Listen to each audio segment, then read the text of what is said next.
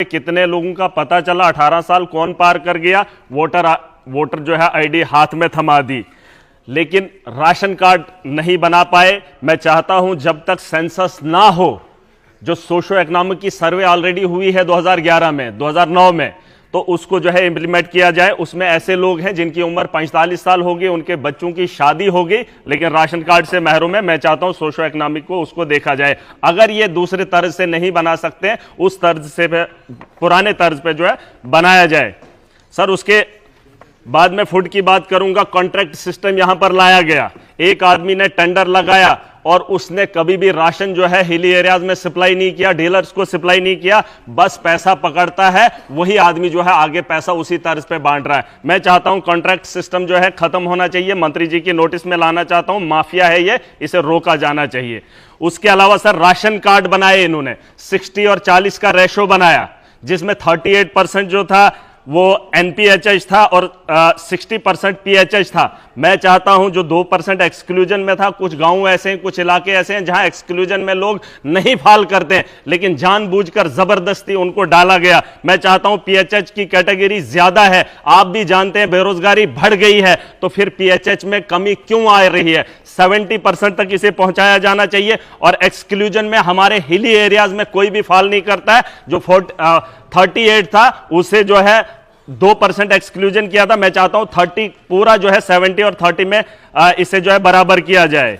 उसके अलावा departmental stores की कमी है और डिपार्टमेंट के अंदर मुलाजमों की कमी है, जिसकी वजह से अभी भी वहां पर जो है काम अच्छे से नहीं हो पा रहा है। उसके अलावा मैं सर ट्रांसपोर्ट पे बात करूंगा। बस सर्विसेज हर जगह होनी चाहिए। अगर महिलाओं को फायदा मिलना है तो बस सर्विसेज को जो है आरटीसी बसेस को बढ़ाया जाना चाहिए। और हर रूट पे टैक्स का माफिया है सर, माफिया है। यहां पर अर्बन लोकल बॉडीज ने पिछले दिनों ऑर्डर निकाला, आज भी हाईवेज पे शरेआम लूट हो रही है। Sir police law and order को देखती है, लॉ एंड ऑर्डर को एडमिनिस्ट्रेशन डोडा की कॉपरेट कर रही है। दो आदमियों को रोकने के बजाय आवाम को रोकना चाहती है, उन्हें लूटते हुए देखना चाहती है। मैंने वहां की एडमिनिस्ट्रेशन से बात की है। मैं चाहता हूं सीएम साहब भी ये नोट करें कि अगर पुलिस और एडमिनिस्ट्रेशन दो आदमियों के लिए खड़ी हो सकती है और आवाम को लूटने देना चाहती है, ऑर्डर भी निकला है, तो मुझे शर्म आती है कि मैं आज इस हाउस का हिस्सा होने के बावजूद भी एडमिनिस्ट्रेशन की तानाशाही देख रहा हूं। इसके ऊपर कार्रवाई होनी चाहिए।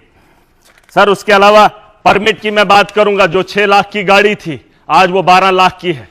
नौजवान ले रहा है, काम कर रहा है, वही सवारियां 7 अलाउड हैं। लेकिन उसके अलावा मैं बताना चाहूंगा परमिट सर जो 30,000 में मिलता था, आज वही यहां जम्मू कश्मीर के नौजवानों को 1.5 लाख में दिया जा रहा है। और किन मुश्किलात से गुजरना पड़ रहा है ये सब जानते हैं। बेरोजगारी कितनी बड़ी है आप अंदाजा लगा सकते हैं। मैं चाहता हूं परमिट की वो जो फीस है उसमें कमी की जाए। और उसके अलावा सर मैं चाहता हूं ट्रांसपोर्ट के अंदर कश्मीर कनेक्टिविटी हो रही है रेल से, जम्मू कनेक्ट है।